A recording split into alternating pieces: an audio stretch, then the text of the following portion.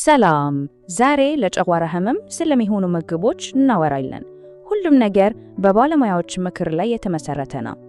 እውነት በጨጓራችን ውስጥ እውነተኛ ጦርነት አለ። አመጋገባችን እንዴት ወሳኝ ሚና እንደሚጫወት እስቲ እንይ።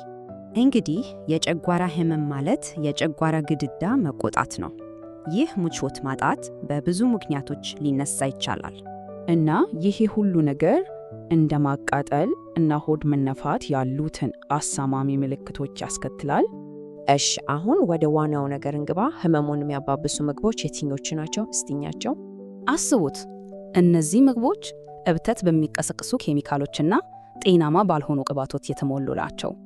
ቃሪያ ውስጥ ያለው ካፕሳይሲን እና አሲዳማ ምግቦች የጨጓራን ግድግዳ በቀጥታ ነው የሚያቆስሉት።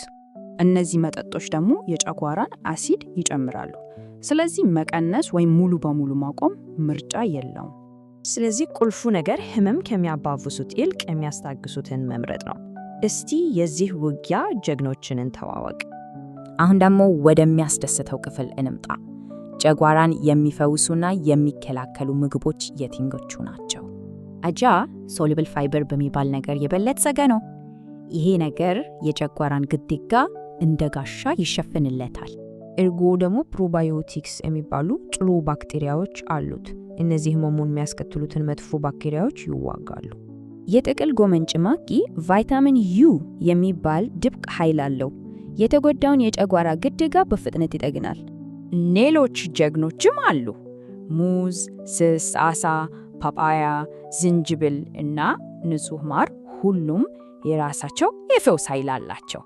እሺ ያን ሁሉ ዕውቀት እንዴት ወደ ተግባር እንቀይረው? ለማገገም የሚረዳ ቀላል ስልት ያውና። እነዚህን ቀላል ልማዶች መከተል ብቻ ምልክቶችን በእጅጉ ይቀንሳል፣ የፈወስ ሂደቱንም በጣም ያግዛል። ለምሳሌ አንድ ጤናማ ቀን እንደዚህ ሊመስል ይችላል። ለጨጓራ ቀላል ግን ደግሞ በጣም ገንቢ እና አርኪ ነው። ስለዚህ እናስታውስ፣ ትልቁ ነገር ከሰውነታችን ጋር አብሮ መስራት ነው። ምግብን እንደ መጀመሪያ መድኃኒት መጠቀም። አስተዋይ የሆነ የምግብ ምርጫ ሰውነታችን ራሱን እንዲፈወስ እድል ይሰጠዋል። በአንድ ጊዜ አንድ ሳህን